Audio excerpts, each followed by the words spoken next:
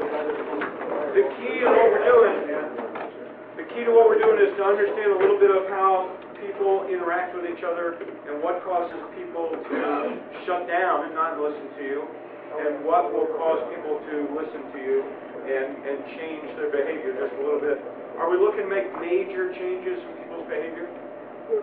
Not really. How many people follow racing, like Indy racing or stock car racing, things like that, right? A little bit. And I was giving this analogy, but one of my class members said that when the cars are going around the track, they're not looking to shave seconds off their time, are they? They're not looking to shave tenths of a second off their time. What are they looking to shave? Hundredths of a second, thousands of a second off their time, because every time they go around, if they make slight changes in what they do, they'll get better and better, and then eventually reach higher pole positions and maybe win the race. And that's what you and I, as supervisors, are trying to do. We're trying to make slight changes in our behavior and in their behavior, and as we help them make slight changes to their behavior, safety goes up, safety practice goes up, people go home the way they came. Does that make sense? Right? So it's not asking them to make major changes. One of Dale Carnegie's principles say, make the fault easy to correct.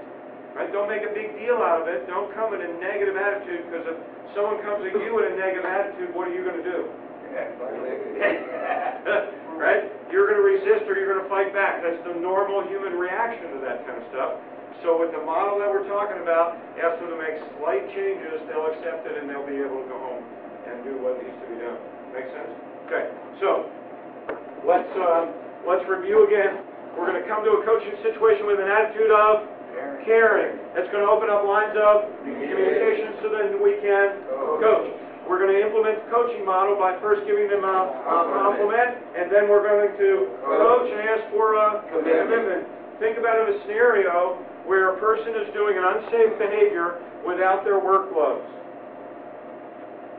and how you would approach that person and what you would say to them to coach them and gain their commitment.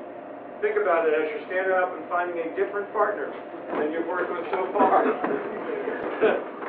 Wanting to do whatever it is you're bringing up, right? Is to help them do it.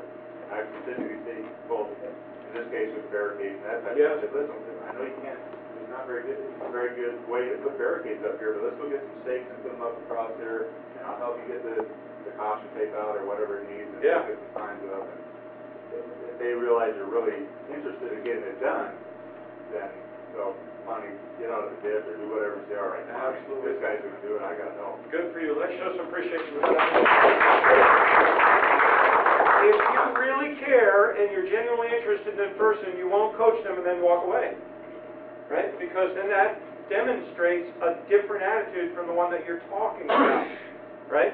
And if somebody says something in words, but their behavior demonstrates something different, which one are you going to accept, the words or what they do? What they do, right? So if you see that kind of situation, then help out. If they don't have a pair of gloves, lend them yours. Whatever you can do to show that genuine interest and actually demonstrate it. Okay. Who else heard an example that we can learn from? And you also get your 15 seconds of fame, too. Stand up. Yeah, that's right. See, now nobody wants to point to anybody. Who else heard a good example? One more before we go back to practice. Nobody? None of the examples are any good? No? All right, we got to get them practicing on that. All right, find the original. This last part we're teaching, and we're practicing is usable out there in real life. Right? It is, isn't it? It's just normal ways that you and I can get a better reaction from people in the way that we coach.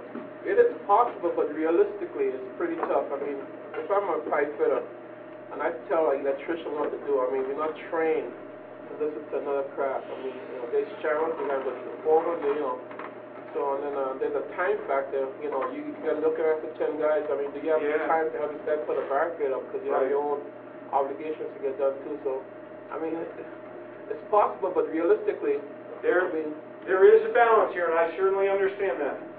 The challenge is that sometimes it's easier to coach within our craft than it is craft to craft. How many people believe that's true? Right? But If the person was in your craft, would you feel more comfortable? Yes. Why? Realistically, why? Because he's part of the club. Right, because you know what's going on. There's an existing bond there already. Right. Right? Now, in what we've talked about, what we've demonstrated, can we create a bond very quickly based on some of the techniques that we've been practicing? Enough for us to be able to open that person up just a little bit in order to do it. Yeah, it's like any other skill that we start to practice. Any other skill. It is learned, and over time we get better at it. Right?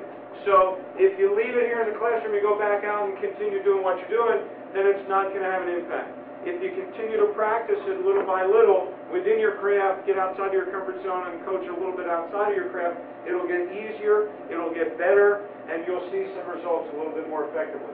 The other thing that we have working toward us is that all of the foremen and all the crafts are going through the same training. So you're going to be using it within your craft. Person's going to start seeing this coaching style going on. When you go to another craft, they've already experienced that coaching style, they're going to be a little bit more open. But shouldn't the other foreman and the other craft address that problem? I mean, would you really have to step over the boundary and go to another craft if we all are orientated with the same? In the ideal, perfect world, the answer is yes. Right? But in the world that we have today, if you happen to be walking past another craft, there's no foreman right there because they're in another situation. Do we say, well, that's not my craft, I'm not going to coach it? No. Right? If we kick in the attitude that we're talking about, becoming genuinely interested in every person, so that every person goes home the same way that we came, we're going to coach every single unsafe practice.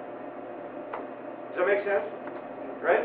Because wouldn't you want someone from another craft coaching one of your guys in order to prevent them from getting hurt? Wouldn't you want that to happen? They wouldn't have to if I'm doing my job. In an ideal situation, you're absolutely right. But we all need that confirmation. We all need that consistent coaching and caring. Because how many times you say, it's just going to take me a second, I'm going to get up on this ladder, I'm going to do this thing, it's above 6 feet, and I don't need to tie off, I'm going to... And you just happen to be walking by when that situation happens. You're going to coach it or you're not going to coach it? Yeah, you are now. No. Okay, so here's the new scenario, and you're going to find a different partner this time. The new scenario is you happen to be walking by when somebody's up above 6 feet, and one or two scenarios take place. Either they're not tied off, or like we had in the past situation, in the past class, we had a person tied off, but they had enough slack that they bounced before the slack hit. All right? So either they're not tied off or there's too much slack, and you've got to coach that scenario. Please stand at different by their partner. How many believe that that story was impacting in the overall coaching scenario? Made you think twice. Yeah, good for you. So it really has an impact. Let's review, and then I'll make a final statement. We're out of here. We come to every single coaching situation with a model. The base level is an attitude of caring. Once we establish that attitude of caring, we open lines of communication so that we then can coach. When we coach, we create the model that starts out with a compliment. Then we ask for a commitment. It comes back to the whole scenario. Nothing is worth getting hurt for. That's the rallying cry that we're talking about. Nothing is worth getting hurt for. And to start to end in the way that we started, attitude is the beginning and end of everything. If we come to a coaching situation with an attitude of everything that we've talked about, it's going to make a difference in what we do. And the story about how attitude can really make a difference and keep you up is the kid in the backyard practicing hitting the ball. Right? And I heard the story before, a kid throws the ball up standing in the backyard, and he takes his best swing, ready to hit the ball out of the backyard, and the ball just drops right to the ground. Right? So he wants to keep his attitude up, so he gives himself a pep talk, a little pep talk. You know, I can do this, I can hit the ball, this is going to be great. And he thinks about the ball and connected with it, he throws the ball up in the air, takes a great swing, misses the ball pops right to the ground. no effect to his attitude, but he needs a little bit more of an attitude adjustment, right? So he's visioning that ball going over the backyard fence, right? And he's really pumping himself up, throws the ball up, and he wants to connect with that ball. He swings and boom, the ball hits the ground. No hesitation. Hits the ball up off the ground, puts the bat on his shoulder, walks toward the house and says, damn, I'm a good pitcher. If you keep your attitude in the right place, good things are going to happen, and we'll all walk away with the same things that we came with. Thank you all very much. Go out there, practice this, make it happen. Thanks very much.